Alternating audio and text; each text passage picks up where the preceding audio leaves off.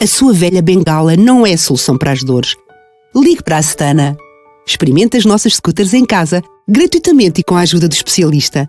No campo ou na cidade, passeie à vontade e diga adeus às dores. Vá para onde quiser com a sua scooter Setana e volte a apreciar a vida. Ligue agora e solicite o seu catálogo gratuito. Setana. Connosco a vida é mais fácil. Como é que é? Bom Olá, dia! bom dia. Epá, dizer como é que é assim logo de manhã com esse som, com essa. Oh, Ângelo, Os como meus se, vizinhos.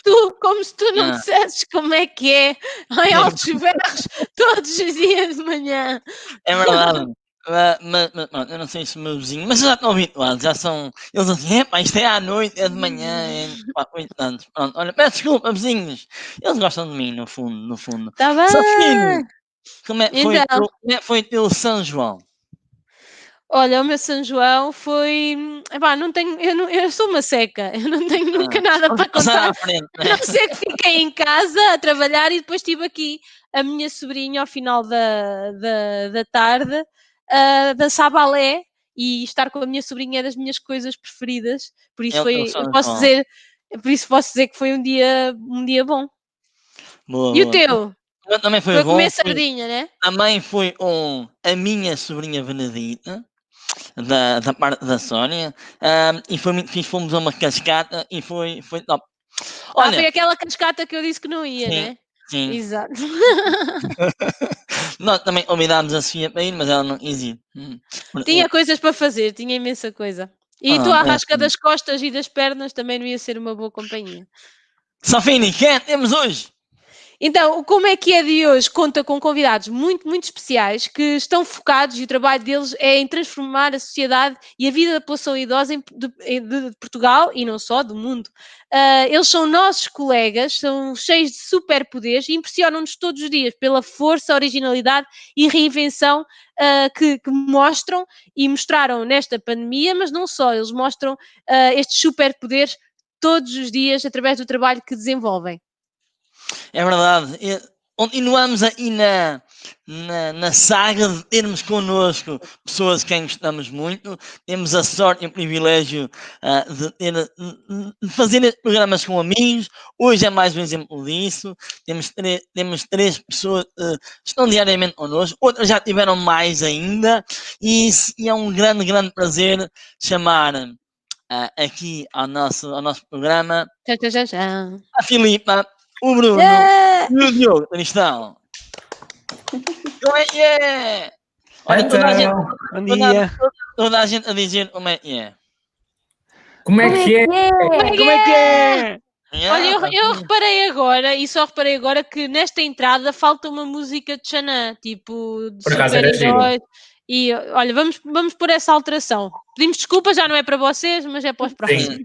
Sabem que, quem nos conhece e nos chega há muito tempo sabe o Bruno Soares está connosco há muito tempo e no Futuridade era sempre ele o responsável pelas intros dos Fazer as convidados. férias. Muitas vezes os convidados já estavam em pau e ele metia a intro. Era uma Sim, vergonha. sim. Nem, Olha que eu nunca nem, suei tanto como nessa altura, é verdade.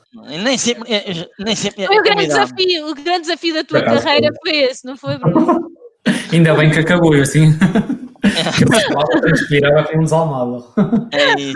Olhem, muito obrigado a todos por estarem aqui hoje connosco. Este, de facto, é um tema e é um como é que é muito especial. Eu acho que falar sobre este tema, sobre o papel da gerontologia em tempos de pandemia, nunca foi tão fundamental e nunca foi tão importante.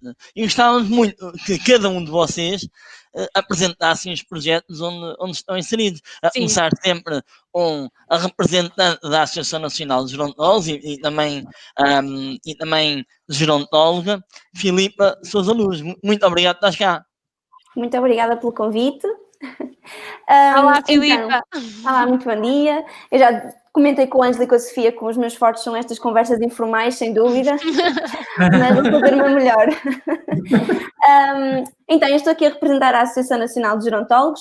A associação já já está criada desde 2007, mas foi reiniciada, digamos assim, ou reestruturada em 2015, porque um grupo de alunos estava muito interessado e preocupado como é que seria o nosso mercado de trabalho, como é que conseguiríamos aqui colocar ou dar voz às questões mais específicas do gerontólogo.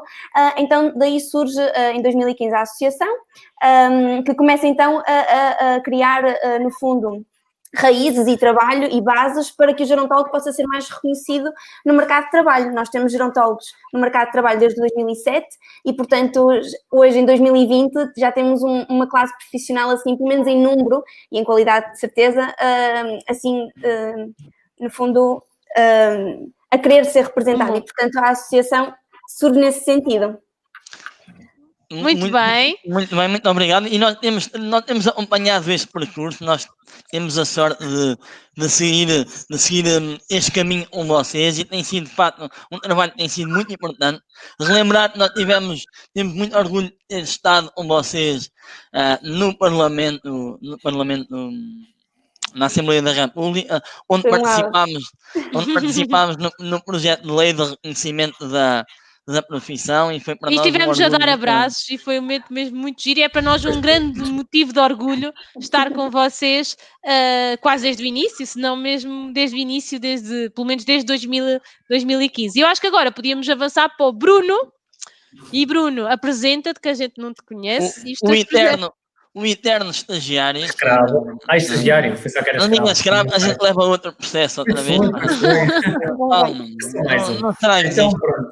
O meu nome é Bruno Soares, trabalho na Câmara Municipal de Ilha, nomeadamente no pelouro da maioridade. Tento provocar aqui um bocado a loucura nos séniores de Ilha e também aqui na região. Temos um papel ativo e tentamos sempre, pronto, provocar uma boa dose de loucura na vida desta malta. Pronto, também dou aulas no IXIA, coordeno estágios e também sou consultor num festival nas Caldas da Rainha. E pronto, esta é a minha vida, que por causa da pandemia foi completamente virada do avesso. Exatamente, o teu projeto, e nós convidámos por trabalhar diariamente com mais 600 pessoas no fórum, no espaço de maioridade da Câmara Municipal de Ilhavo, e este é um projeto que com a pandemia sofreu, se teve a reinventar.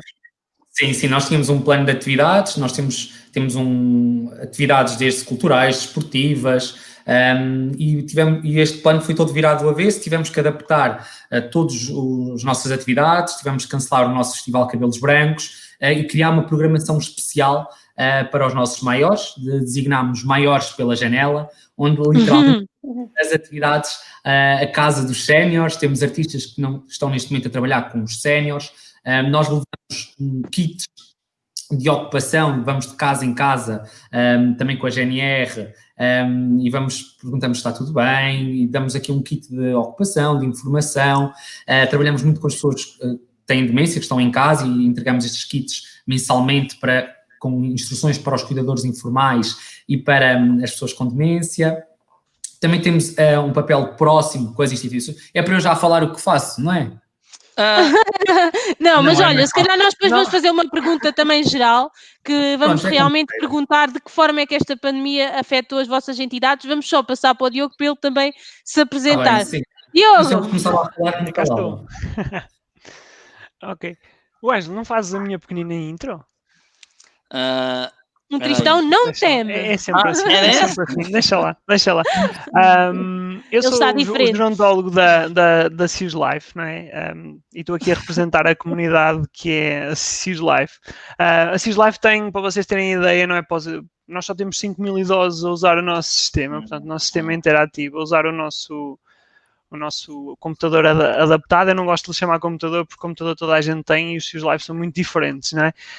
E então estou aqui porque o Ângelo me desafiou, não é? E a Sofia, e porque eu tenho um contacto muito abrangente do que é que são as instituições em Portugal. Eu agora estou preso em casa, como quase toda a gente neste país, mas eu normalmente faço Portugal de uma ponta à outra, incluindo as ilhas, e conheço, portanto, as instituições pelo país todo, conheço algumas muito interessantes e incríveis.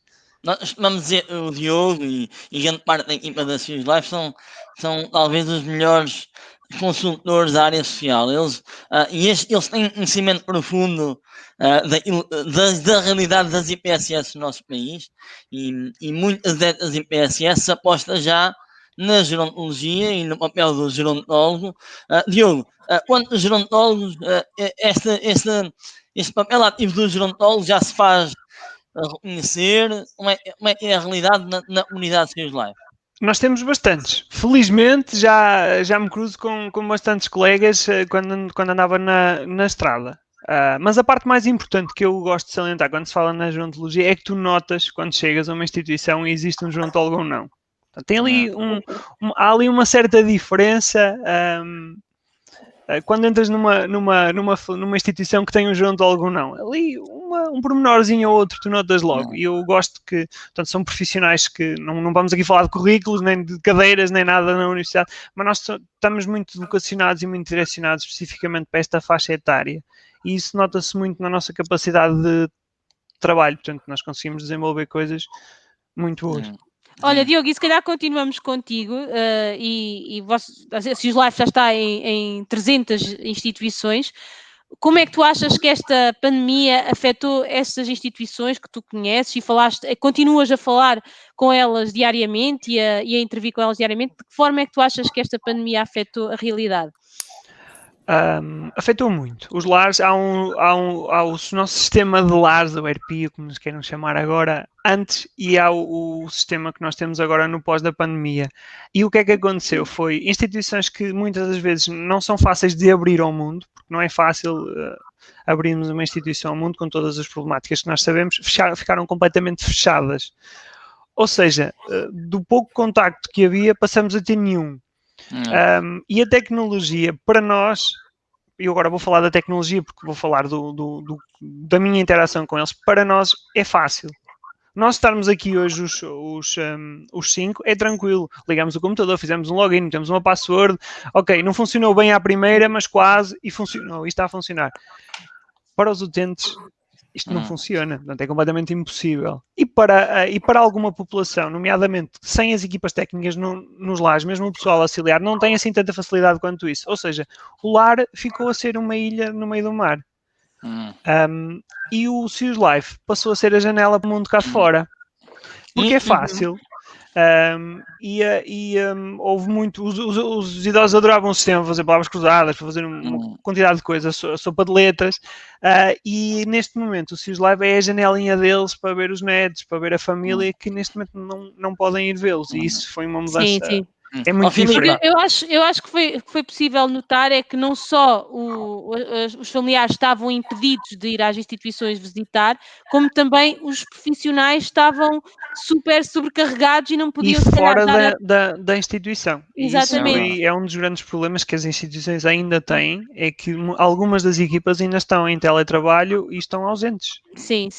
Filipe, o trabalho do gerontólogo nessa altura, em plena pandemia, numa ilha, como o Diogo falou, é um trabalho cada vez mais fundamental em todas as suas vertentes, a sua vertente de socialização, de trabalho cognitivo, de gestão de medos, ansiedades. Sim, ou seja, pensando no papel do gerontólogo, especificamente no contexto das ERPs, o que nós percebemos é que a versatilidade e a diversidade de competências que o gerontólogo tem acabou por ser uma mais-valia neste contexto.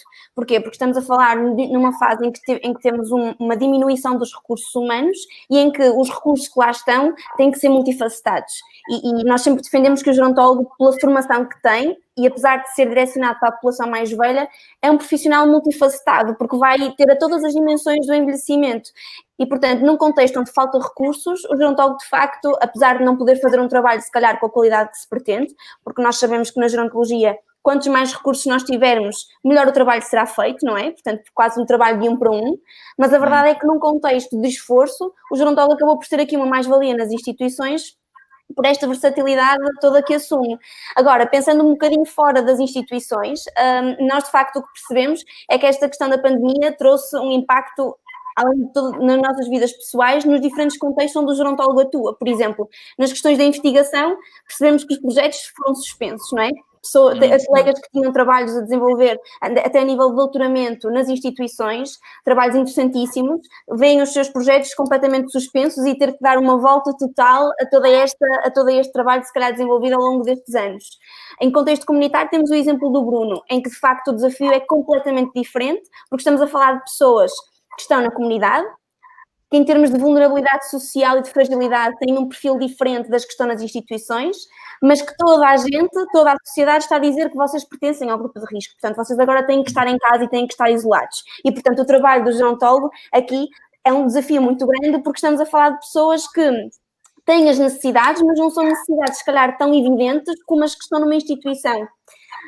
E, portanto, o trabalho aí é completamente diferente. E, por fim, falo do contexto de centro de dia e de SAD, né? Porque falando do gerontólogo que tocar nas partes todas, em que os colegas, por um lado, do centro de dia, vêm aqui uma total mudança da forma como têm que intervir com pessoas com quem tinham que estar durante o dia, e agora têm que fazer uma intervenção mais no domicílio, e depois, mais para a frente, se quiserem, eu posso também especificar aqui um bocadinho quais é que eu acho que foram aqui as oportunidades. E os serviços de apoio domiciliário, que vêm também uma total mudança na forma como têm que prestar o serviço às pessoas que até estavam em centro de dia, que têm que agora ter também este apoio ao nível do domicílio. E, portanto, o gerontólogo aqui foi, na minha perspectiva e na perspectiva da associação, um profissional que acaba por ter aqui uma janela de oportunidade nesta fase de pandemia, sem dúvida. É verdade, e nós sentimos isso mesmo, e por isso é que fizemos este programa, e tu estás a representar a sua globalidade do trabalho no eu gostava de fazer a pergunta à Filipa, como representante da associação, se tiveram alguns pedidos de ajuda e de dificuldades por parte dos gerontólogos, quais é que eram esses pedidos, se havia algum pedido mais comum, alguma dificuldade comum nesta altura? Sim, tivemos especificamente naquela altura em que havia uma ausência de enquadramento sobre como é que se deveriam gerir as equipas de trabalho ao nível dos auxiliares. Portanto, tivemos muito essa dificuldade no início. Posteriormente, a associação adotou mais a postura de ir partilhando informação útil que foi saindo. E aqui faço a ressalva que temos uma orientação em abril, início de abril, da Direção-Geral de Saúde para as instituições, e nunca mais obtivemos qualquer informação a não ser a entrada, a especificidade das visitas. E, portanto, há também uma necessidade por parte dos colegas de terem aqui uma linha orientadora forte sobre aquilo que, não é, que devem, da forma como devem agir. É verdade. O Bruno Soares, nesse sentido, representa um município com a sua responsabilidade, teve um papel muito ativo de informação, de entretenimento, e de acompanhamento quase diário, mesmo no auge da pandemia, não foi, Bruno? Sim, nomeadamente a OMS, a Direção-Geral de Saúde, indicava que os séniores deveriam ficar em casa, mas também cabe às autarquias, às associações, às entidades de criarem estímulos para as pessoas ficarem em casa. Nós, quando estamos em casa, temos uma Netflix, temos uma televisão, temos um telemóvel, temos livros, temos outro tipo de estímulos que as pessoas mais velhas só têm, por exemplo, uma televisão. E então o município de Ilha preocupou-se e criou vários projetos, não estou em erro, mais ou menos 15 projetos na área cultural e desportiva para criar novos estímulos a esta malta. Por exemplo, estava a falar há bocado da questão dos kits, criámos 3 tipos de kits, um para as instituições, um para as pessoas que vivem sozinhas e outros para os cuidadores e para as pessoas com demência. Trabalhámos aqui com Alzheimer Portugal, também andámos a ver o que é que as associações, o que é que construíam. Eu, pelo menos nesta altura da pandemia, eu via imensos cadernos de estimulação a ser disponíveis, a estarem disponíveis no Facebook, e basicamente nós colhemos isso tudo e colocámos nestes kits. Agora, todos os meses, também andamos a fazer esta recolha e colocamos no nosso site da Câmara, basicamente o que a Associação Alzheimer Portugal está a fazer, o que entidades espanholas que disponibilizam mesmo estes manuais, e nós queremos disponibilizar para a comunidade e para outros municípios. Também tivemos contactos de outros municípios a perguntar o que é que andávamos a fazer, o que é que continha estes kits, e estes kits tinham a questão da informação e também tinha projetos artísticos e produtos agrícolas, tinha assim coisas assim diferentes. E, Bruno, como é que isso foi recebido pelas pessoas? Sim, para já as pessoas, havia pessoas que estavam emocionadas, porque era se calhar a primeira pessoa com quem estavam confinadas, 3 semanas, e depois apareceu ali uma pessoa preocupada com ela, e muitas pessoas emocionaram-se, e acho que acima de tudo é esta questão de nós técnicos termos uma ligação e estarmos próximos deles, e então as pessoas, ali parecia, por exemplo, foi muito engraçado, foi a Alice Jesus, que ela fazia 78 anos, e nós fomos visitá-la nesse dia, e ela fartou-se de chorar. Estão aí. Estamos. A gente está. É para podermos ler o comentário da Tânia. Um beijinho grande para ela. A Tânia é animadora do Lar São José em Ilha, um dos lares mais afetados do nosso país com essa pandemia.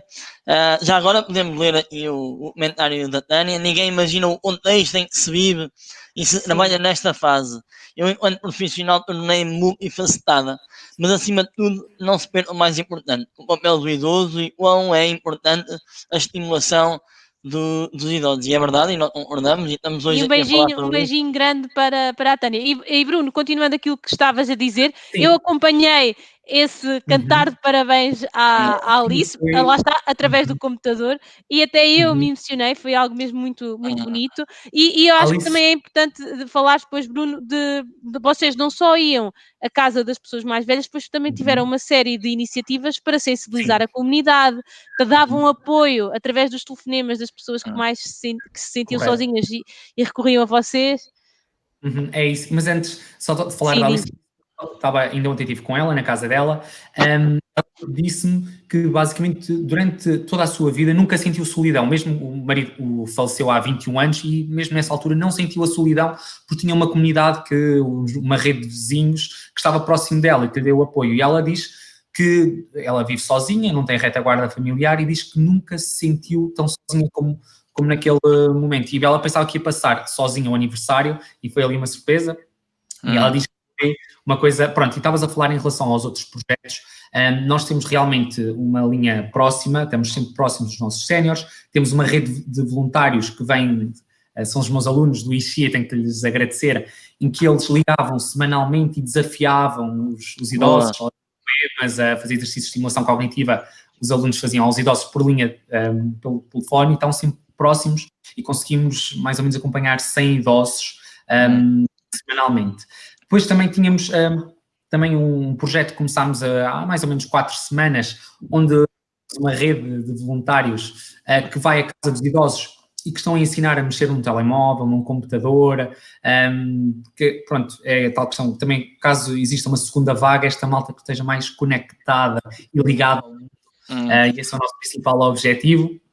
Basicamente, então, agora andam a ir, estes voluntários são meus alunos, que andam a ir à casa dos idosos e andam a ensinar a mexer no telemóvel, passam uma tarde inteira junto desta malta mais velha. Eu estou a achar é que são voluntários à força, se não forem voluntários levam nega, né? É trabalhar para o público, nós temos aqui uma pergunta e um comentário do Henrique Samagaio. Um grande abraço para ele. Ele diz que uma familiar muito próxima, psicóloga com formação em gerontologia e demência, está a trabalhar há 4 meses, 7 dias por semana sem vir a casa nos primeiros 3 meses.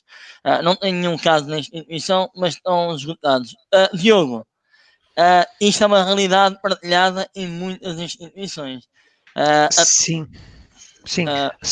principalmente os modelos de trabalho que se tiveram que adotar, portanto isto é uma situação até mais extrema do que o normal que se tem acontecido, mas existem muitos modelos de trabalho, nomeadamente em espelho, das equipas que estão em casa com as equipas que vão, que é muitos dias de trabalho seguidos em instituição, portanto sem vir a casa ou com períodos muito curtos de ausência em relação à instituição, e nota-se que as equipas estão a ficar um pouco esgotadas, e estão esgotadas e a luz ao fundo do túnel está cada vez, parece que estava mais perto há uns dias atrás e agora voltou a ir lá para o fundo. Portanto, nota-se que se calhar há 2 semanas atrás estava toda a gente mais esperançada. Começaram as visitas muito condicionadas e agora se calhar iríamos avançar para uma abertura maior, e neste momento estamos a ter aqui um retrocesso e se calhar vamos ter que continuar com isto num período um bocadinho mais indefinido do que estávamos à espera. Sim. Olha, desculpa, Ângelo, só aqui perguntar ao Diogo como é que ele, como gerontólogo e como responsável por cuidar dos clientes da SIUS Life, como é que foi feita essa reinvenção da SIUS Life para apoiar as instituições? Primeiro deixamos de estar presentes, né? Tivemos que criar a nossa presença de outra forma, ou seja, tivemos que aderir ao nosso Google Meet, né? Portanto, e a estarmos à distância, mas mais perto. E depois no início, a nossa primeira ação foi logo munir as instituições com a oferta das licenças de utilizador. Portanto, nós achamos que o SIUS Live, nesta altura, mais do que nunca devia de ser para todos, e nós demos a oportunidade para que todos os idosos que tivessem um SIUS Live numa instituição pudessem utilizá-lo. Portanto, e fizemos isso sem qualquer aumento de custo para as instituições. Depois temos o João Correia, que é a pessoa com mais paciência que nós temos na SIUS Life, que trabalha individualmente com cada familiar ou individualmente com cada instituição para que eles tecnicamente tenham tudo resolvido, todos os problemas deles resolvidos e tenham a possibilidade de estar ao máximo com todas as funcionalidades. E depois pequeninas técnicas que nós podemos fazer para manter os idosos ativos, para manter o sistema, que o próprio sistema não seja um vetor de contágio, portanto também os ajudamos nas dicas de desinfecção tão faladas, não é? E é um bocadinho tudo. O início foi um improviso, agora é mais mecânico, já sabemos como podemos ajudar mais e como é que fazemos as coisas. Sim, e algo espetacular que também nas instituições é muito valorizado, que era as celebrações religiosas, e a SIUS Life conseguiu ultrapassar isso através da transmissão em direto dessas. Fiquei na programação da Páscoa e portanto sei agora tudo ali a Semana Santa. Nós tínhamos no sistema, eles podiam acompanhar, nós íamos buscar conteúdo, porque felizmente também nos juntamos todos e foi criado imenso conteúdo para ajudar. E então nós conseguimos fazer uma Semana Santa no sistema, e depois vinha de várias partes do país, um dias que era da Diocese de Braga, outros dias era do Santuário de Fátima, nós colocávamos lá e eles conseguiram seguir. Exatamente. Foi algo muito valorizado, foi muito valorizado. De muito medo, muita angústia. Filipe, um gerontólogo também é um mediador de emoções. Nós temos esse contato diário com as instituições e nós temos que medir a relação da instituição. Nós, os gerontólogos, muitos deles, mas muito do papel do gerontólogo também é este. É medir a relação com os familiares, a angústia de gerir a sua insatisfação muitas vezes por não poder ter informações, não poder estar com as pessoas, gerir também as equipas que estão esgotadas e com muito pouco reconhecimento, se vêem num trabalho muito árduo, o Henrique falou e outros profissionais têm, gerir isto tudo. O gerontólogo também é um mediador disto tudo. Sim, sem dúvida, e acho que, ou seja, estamos aqui no fundo com várias frentes, não é? Como tu exemplificaste, agora numa caricatura são as famílias, são as pessoas idosas, são as equipas, são as chefias muitas vezes, quando o gerontólogo não assume cargos aqui de chefias, e temos também sempre as direções. Acho que é um trabalho muito exigente e não nos podemos esquecer que, à parte disso, as pessoas na sua própria vida pessoal também estão a gerir esta questão da pandemia de uma forma muito específica, não é? Há quem tenha muito medo, há quem esteja a desvalorizar, portanto, há aqui muitas questões. Mas eu acho que o que é fundamental, e acho que novamente é aquela competência do gerontólogo, da escuta ativa, e de tentar perceber o que é importante para a pessoa e o que é que de facto lhe está a causar aqui algum impacto mais negativo. Porque de facto no fundo, o equilíbrio que se consegue ter entre aquilo que são os medos das pessoas e aquilo que de facto será possível ir-se fazendo, acho que é a melhor forma. Portanto, acho que gerir necessidades com as famílias foi bastante exigente, e é bastante exigente porque estamos a falar de famílias que se calhar estavam habituadas a ir visitar os seus mais velhos e que neste momento não é possível, mas com soluções como a da SIUS Live e, portanto, toda esta comunicação, ou toda esta abertura das instituições lá para fora, acabou por ser aqui um facilitador e diria até de aumentar o número de contactos que se calhar aquela família tinha com a pessoa idosa na instituição. Portanto, eu acho que também podemos assistir a muitos casos a esse nível. A questão das equipas de trabalho, eu acho que nós vamos ter que entrar aqui num ponto em que, ou seja, uma coisa é estarmos em estado de emergência e temos que acionar aqui um conjunto de medidas de emergência. Acho que o caminho que se vai fazer agora, e acho que as instituições vai ser uma oportunidade excelente nesse sentido, é de que forma é que nós podemos agora encontrar a nossa normalidade e levando a forma como prestamos os cuidados, no fundo para nos protegermos a nós e para protegermos as nossas pessoas que estão nas instituições, mas não entrar aqui neste registro extenuante, não é? Das pessoas estarem... Acho que não será benéfico mantermos isto aqui prolongarmos isto muito mais no tempo, mas sim encontrar aqui esta normalidade das pessoas poderem estar no seu local de trabalho, sentirem-se protegidas, e de certa forma isto agora será nova regra, não é? Porque se calhar já devia ser, e em muitos países já era, mas a verdade é que temos que aprender agora a viver com esta nova normalidade.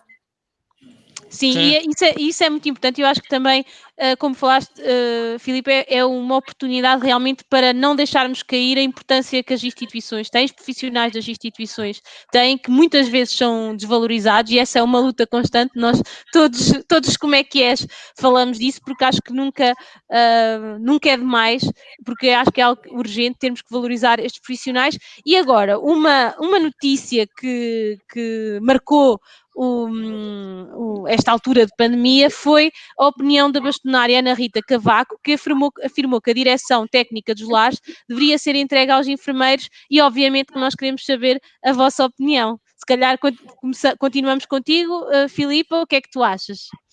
O que é que eu acho? Acho que isso, portanto, acho que em primeiro lugar foi um título muito sonante, não é? Que de alguma forma criar impacto, porque se nós depois formos a verificar onde é que isto foi dito num contexto muito específico, não é? Num webinar, com os enfermeiros e com a ordem dos enfermeiros, e portanto nós nunca saberemos ao certo, não é? Quais é que foram as palavras da senhora bastonária Ana Rita. Ainda assim, a opinião da associação, conforme, não é, referiu, nós não queremos que as nossas instituições se tornem instituições de saúde. Nós sabemos que o envelhecimento tem necessariamente a parte da saúde, mas também tem a parte social, e acreditamos que exigir que sejam os enfermeiros a ser, portanto, exclusivamente os diretores técnicos, não trará grandes benefícios. Acho que os enfermeiros continuam a não ser também muito reconhecidos em contexto institucional. Acho que temos sim que lutar por ter enfermeiros, portanto, a ter enfermeiros no tempo suficiente que necessitam de estar nas instituições e com contratos que, de facto, não precários, não é? Acho que essa sim deve ser a nossa luta para conseguirmos este equilíbrio perfeito entre a saúde e o social. Nenhum de nós é só saúde e, portanto, não faz sentido nas instituições que são, portanto, numa instituição que será a minha casa, eu só querer a parte da saúde ou ter mais subvalorizada a questão da saúde. Portanto, essa é a opinião da associação. O segredo, lá está, a equipa multidisciplinar, não é? Até diria interdisciplinar, não é? Porque no fundo é tentar que as áreas todas coexistam numa sala, mas não só coexistirem entre si, é haver uma articulação efetiva entre si. E, portanto, aqui entra a interdisciplinariedade, em que o gerontólogo acaba por trazer contributos espetaculares. Sim, e quando nós falamos nas várias facetas que, por exemplo, nas instituições existem, falamos disto tudo.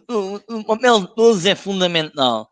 E nós acreditamos muito, e na nossa experiência, sempre acreditamos profundamente nisto. E nós tínhamos muito orgulho quando a nossa médica nos pedia opinião, e quando nós pedíamos opinião à nossa médica sobre as nossas coisas, e assistimos várias vezes até à nossa médica a pedir opinião aos auxiliares, e isso era para nós um motivo de muito orgulho, porque acreditamos profundamente que a interdisciplinariedade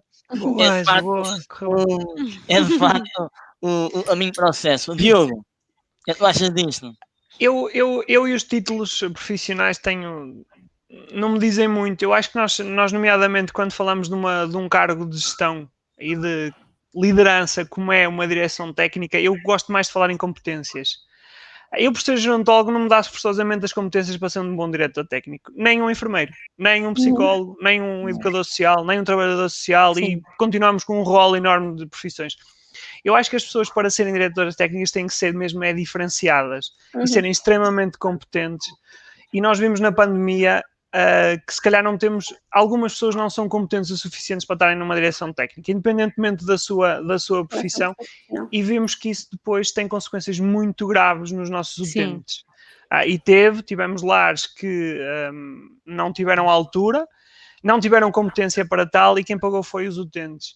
E eu acho que no momento, de uma vez por todas, nós temos que, para além do título e de uma portaria que diga que podem ser psicólogos, gerontólogos, aquela treta da linguagem de direito, eu acho que nós temos que começar a dar competências a essas pessoas e a criar formação, o que quer que seja, académico ou não académico, que dê as ferramentas a estas pessoas para serem bons diretores técnicos mais do que um título profissional. Olha, muito bem, senhor deputado. Bruno! Se calhar passamos a falar com o Bruno. Não brincar. Não, mas no início realmente houve aqui a bastonária.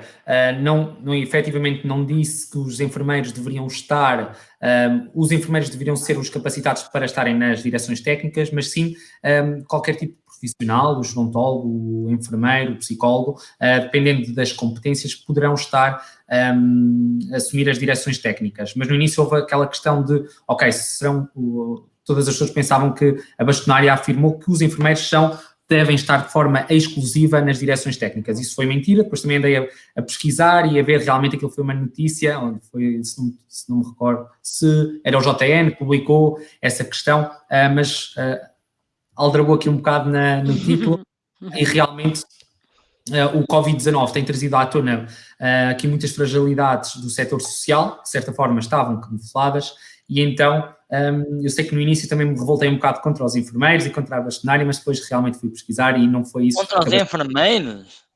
Hã? Revoltaste contra os enfermeiros? Como assim? Contra a bastonária. Foi contra a bastonária. Contra as declarações da bastonária. Exatamente.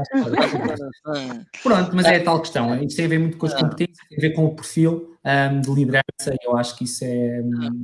Bruno, no IMA também, há também esta multidisciplinariedade. Somos muitos. Sim, e diferentes áreas, não é? E essa também faz absoluta parte do sucesso. Sim, também é tal questão. Neste momento nós temos uma socióloga, temos uma criminóloga que está a trabalhar connosco. Criminóloga? É verdade. É uma terra muito tranquila, já estou a ver aqui. Ilha Bel Texas, atenção. Isso é. Não, mas os multidisciplinares são importantes até para a questão da criatividade, trazerem diferentes pontos de vista. Isso é mesmo muito importante e também estes projetos surgem destas equipas e destes pontos diferentes. Sim, olha, eu acho que pegando aqui também na pergunta da Mónica Sousa, e porque também temos aqui uma pergunta relacionada, que é, com as aprendizagens desta pandemia, qual acham que será o futuro da gerontologia? E um grande, grande beijinho para a Mónica. Beijinho, Mónica.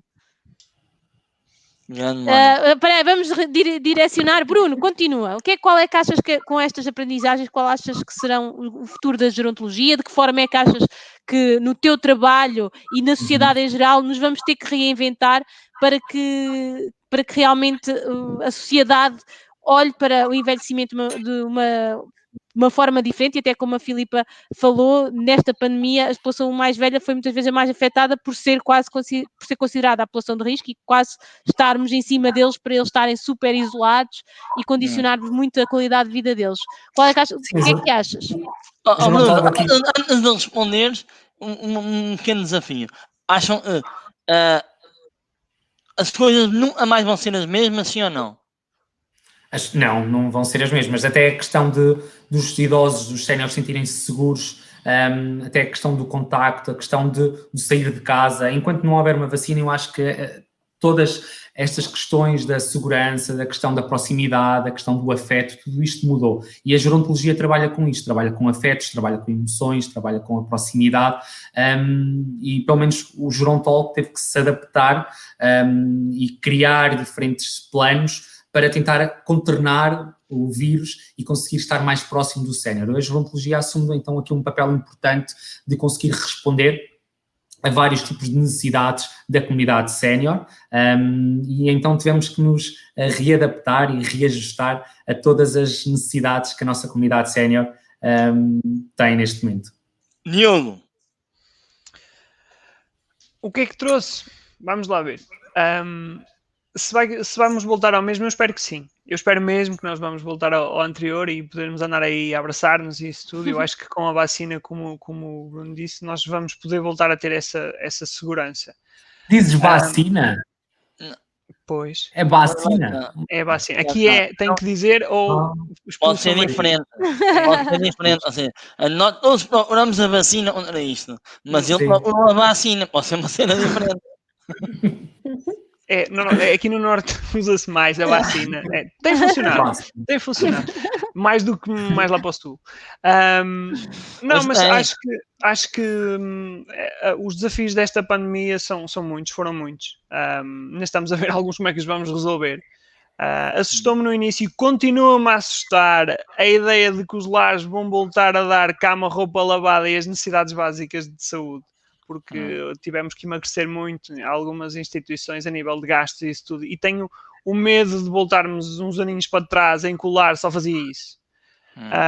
Porque vimos que hierarquicamente algumas atividades são logo excluídas, portanto concentra-se tudo no mesmo, vamos alimentar estas pessoas e dar-lhes os cuidados básicos de saúde e depois vê-se, e eu achei que já não estaríamos nessa fase. E noto um retrocesso em alguma importância que é dada às ferramentas para os técnicos de animação, para os gerontólogos, para os psicólogos, de que se for preciso cortar, corta-se isso, portanto corta-se tudo, dá-se a comida à roupa e amanhã da Cristina e está tudo feito, não é? Como o resto não fosse essencial. E eu peço, se calhar, quase um apelo às direções para que tudo o resto tentem que continue a funcionar, porque é muito importante. Estes idosos não terem só os lençóis lavados e a fralda mudada assim muito duramente e continuarem a ter as suas interações sociais, sejam mediadas pela tecnologia ou não, continuarem a ter os seus técnicos de animação num horário que lhes permita intervir e não 1 hora por dia, ter o seu psicólogo para conseguirem falar com ele, o seu médico, o seu enfermeiro, do que propriamente retrocedermos muitos anos para trás e termos as instituições a dar cama, roupa lavada, comida e uma fralda.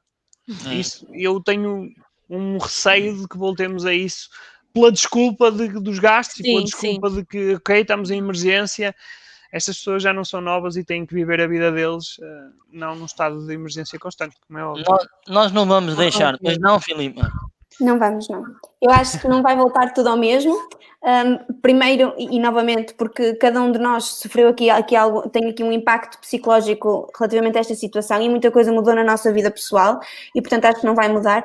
Eu acho que no início o discurso à volta dos idosos era muito naquela lógica de eles têm que estar protegidos, eles têm que estar isolados, não podem sair, deixem as compras à porta. Acho que houve muito essa tónica, uma preocupação muito bonita por parte da sociedade relativamente aos idosos, mas rapidamente começaram a surgir vozes na comunicação social relativamente aos direitos da pessoa idosa, não é? E, portanto, haver aqui este equilíbrio entre temos que proteger as pessoas, mas ao mesmo tempo não nos podemos esquecer que são pessoas adultas, com direitos e, portanto, que decidem, não, em última instância, são elas próprias que devem decidir se querem ou não sair à rua, se querem ou não ir às compras. Acho que esta tónica sobre os direitos das pessoas idosas e esta, que também vem de alguma forma trazer esta visão heterogénea de um grupo que é heterogéneo, portanto, o grupo das pessoas idosas não é igual e, portanto, temos entre os 65 e os 100 anos, portanto, temos várias especificidades, vários grupos etários, o que também acaba por colocar uma tónica nas pessoas mais velhas bastante interessante, porque acho que cada vez mais, quando a sociedade começar a olhar para este grupo de pessoas como um grupo, de facto, diferenciado, mas diferenciado no sentido em que tem gostos, tem interesses, tem preferências e tem direitos, acho que poderá ter aqui alguns benefícios e deixamos, se calhar, de querer respostas para um grupo específico, mas várias respostas para este grupo que é heterogéneo. Não sei se me faço entender. Sim. Depois o que eu acho é que os gerontólogos nas instituições, apesar de até agora terem tido um papel espetacular nesta intervenção multifacetada, acho que agora temos que dar o salto ainda no contexto da pandemia. Acho que os profissionais que estão nas instituições e os que estão também em contexto comunitário e ao nível dos serviços de apoio domiciliário e centros de dia, devem agora preocupar-se como é que nós poderemos novamente elevar a qualidade dos procedimentos, nomeadamente os planos individuais das pessoas, mesmo em contexto de pandemia, ou seja, num contexto de esforço, provar que o gerontólogo consegue, na mesma, levantar necessidades, sistematizar necessidades e expectativas e converter isto em planos de intervenção, mesmo em contexto de pandemia. Porque a verdade é que isto da pandemia pode-se prolongar no tempo, mas eu não deixo de ser pessoa e não deixo de ter necessidades e expectativas que quero na mesma ver acomatadas. Sim, ou seja, sim. no fundo a pessoa está na instituição ou está em casa, tem na mesma necessidades e se calhar precisa portanto, de um papel, de um profissional que facilite aqui esta formação do seu projeto de vida, mesmo em contexto de pandemia. Faço-me entender. Portanto, eu acho que é mesmo muito importante os gerontólogos agora terem esta visão de que, ok, não esquecer daquilo que nós somos, do tipo de profissional que nós somos, vamos agora introduzir melhorias mesmo num contexto de esforço, elevar a qualidade. Sim. Muito bem, senhora deputada. Muito bem. Olha, nós chegamos ao momento da pergunta da Stana. Ou como o Bruno diz, Stana. Eu digo Stananá. É que diz isto, Stananá. Não podemos reformular, podemos falar com eles. Então, não, é a ilha, a expressão de ilha, é Stananá. Em ilha se diz de maneira diferente. A Filipa falou agora da questão da mobilidade e a Stana tem soluções para comatar a dificuldade de mobilidade das pessoas. Nós temos aqui uma pergunta que é, quando vocês forem mais velhos e se tivessem acesso a uma scooter da Stana, se só vos pudesse levar a um sítio, qual era o sítio que vocês escolhiam para irem na scooter da Stana? Um sítio que tinham mesmo que ir. Diogo.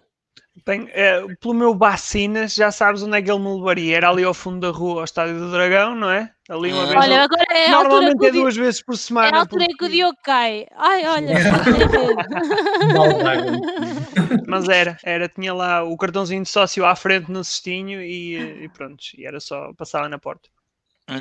Acho que a Stana não me leva para aí, sabes? Eu era aos escritórios da Intereis. Não, agora a falar a sério. Era dar. Não ias ao PCI. Agora vou falar a sério. Dar umas voltinhas aqui e para falar com as pessoas e ver como é que as pessoas estão e meter a conversa. Isso é muito importante por aí. Sim, porque o Bruno vai ser um velhote gaiteiro, não é? Vais andar sempre, ele já é. Eu indo com a minha motinha da Stananã, ai caralho. Vai ser de género, ele, lá, anda à janela, mas olha o Bruno outra vez. Vai lá o Bruno, saiam, por favor. Filipa. Eu se pensar, portanto, em mobilidade, na mobilidade que eu quero ter quando for mais velha, porque a mobilidade significa eu ter acesso àquilo que me faz feliz, neste momento seria a minha horta. Sim, foi a mais recente descoberta em termos de pandemia, foi a minha hortinha. Portanto, a Stana tem que começar também a preocupar-se em introduzir aqui scooters que andem na terra. E que lavrem a terra! Isso era espetacular. Nós no centro tínhamos uma, ia para todo lado e era top. Olhem, muito obrigado a todos por terem respondido. Nós temos aí também pessoas aqui a comentar. Muito obrigado a todos. Temos aqui a Mariana Letra, uma gerontóloga. Mariana!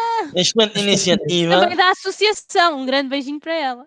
A Mónica Souza disse que Ilha da Madeira, que ia na scooter da Stana até à Ilha da Madeira. Nem o mar e a terra parava a Stana. Opa, incrível. E depois temos aí a Stana Jeep, ideias e a Emília Fonte a dizer que gostou. Não sabendo bem de quê, mas gostou. Bonito, gostei. Um beijinho, Emília. Um beijinho. Emília, está a falar de mim, diga lá. Eu sei muito bem que está a falar de mim. Então, olhem, nós estamos quase a terminar. Nós temos aí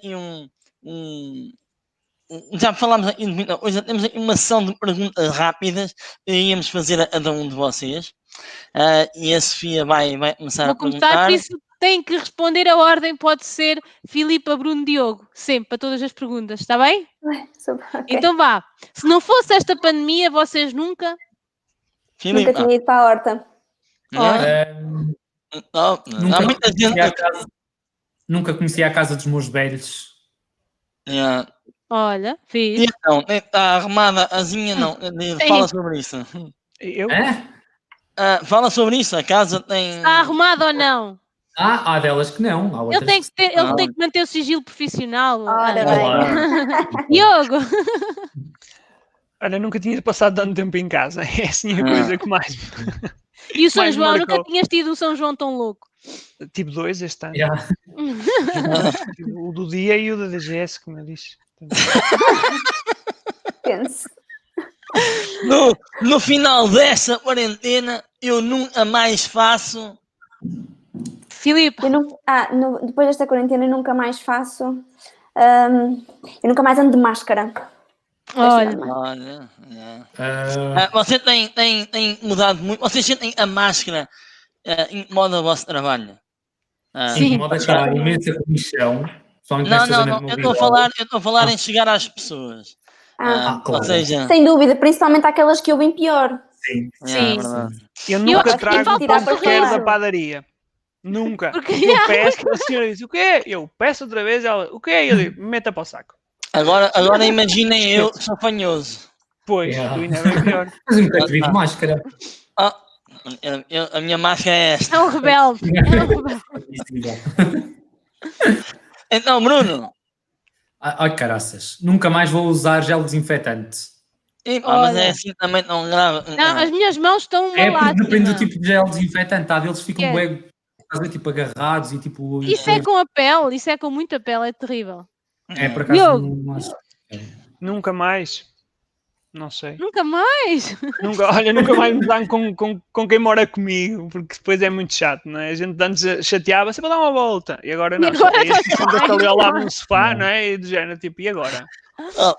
Vamos ver quem é que serve primeiro. Eu quero o Diogo e sempre connosco responder assim.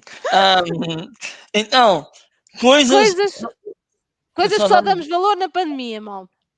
Coisas que só damos valor na pandemia. A casa muito arrumada. Ok. Aos afetos. Bruno. Aos afetos. Eu não sou muito de beijar, de abraçar, mas às vezes faz agora nesta altura da pandemia, por acaso... Sentimos mais falta. Não és? Eu até acho que és. Não, por acaso não. E até fico assim... Constrangido. Então, olha, desculpa se alguma vez te dei um abraço. Desculpa. Pois, fico marcado. Olha, tenho saudades de dar um abraço, amigo. Tu até me dizes, o que é que tu me dizes sempre quando eu te cumprimento, Ângelo? É uma vergonha. Aperta como deve ser. É verdade. É assim como a pergunta era, na pandemia? Coisas que só damos valor na pandemia. Opa, andar de carro. E dar uma volta de carro.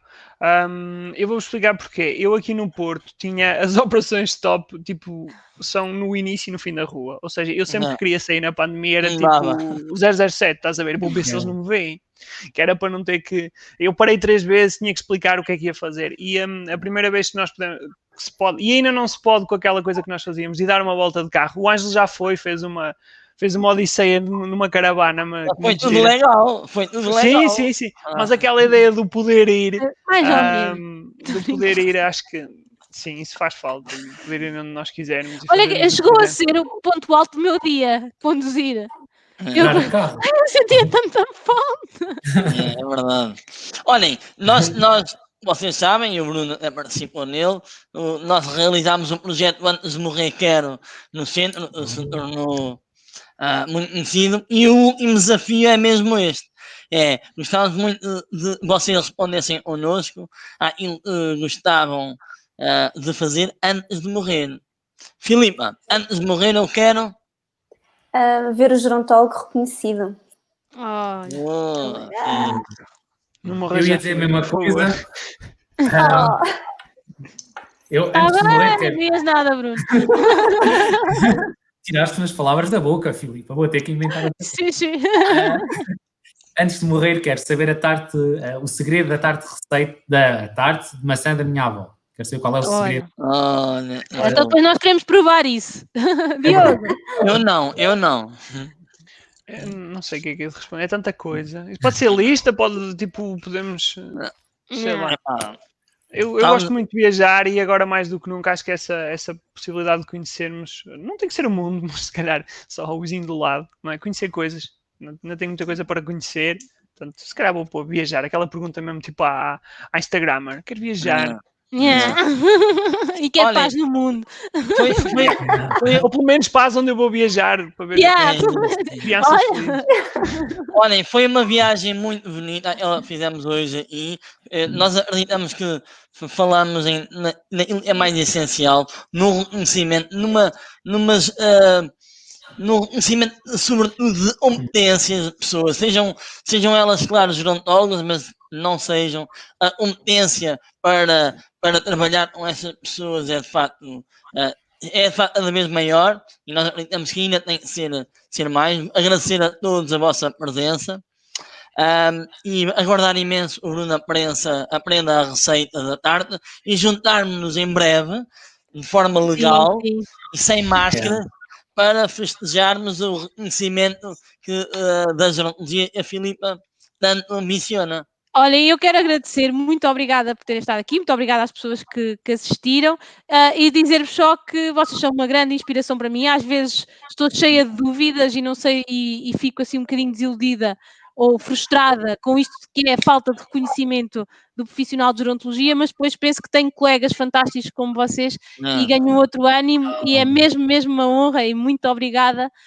por serem meus colegas e por terem aceito o convite. E obrigado por terem deixado uma animadora e no meio da gente, não é? Obrigada, não. Não vou sair. Atenção, que eu também vou dizer uma coisa, que as pessoas às vezes também dizem que eu sou animadora, não sou, mas é algo que eu não sinto também um grande orgulho quando dizem que, olha, a Sofia é animadora, porque realmente é uma profissão que é necessário muito e saber-se muito para se conseguir ser um bom animador. Olha, eu acho que é das mais difíceis que existe. Mesmo. Eu não tenho e sinto um grande orgulho. É mais fácil fazer as higienes numa instituição todos os dias do que programar todos os dias as atividades de animação. Então, que eles participem. Olha, o Ângelo, ele está sempre assim um bocadinho queimado. O Ângelo tem a sorte de ser um animador nato e ele tem ele seria bom em qualquer profissão, mas esta assenta-lhe que nem uma luva e por isso também um beijinho a todos os animadores e obrigada. A Sofia a dizer bem de mim. Fogo. Mas Ângelo, vai acabar quando o direto desligar, acabou. Olha, pessoal, obrigado. Alguém quer dizer alguma coisa? Deixar um recado? Muito obrigada pelo convite. Obrigado. Espero que daqui a 10 anos vocês continuem a acompanhar a associação e a associação vos continue a acompanhar a vós. Vocês são uma inspiração. Obrigada. E o trabalho muito interdisciplinar que fazem os dois, portanto. É isso. Bem, tchau, pessoal. Vamos ver. Tchau. A sua velha bengala não é a solução para as dores. Ligue para a Stana. Experimente as nossas scooters em casa, gratuitamente e com a ajuda do especialista. No campo ou na cidade, passeie à vontade e diga adeus às dores. Vá para onde quiser com a sua scooter Stana e volte a apreciar a vida. Ligue agora e solicite o seu catálogo gratuito. Stana. Connosco a vida é mais fácil.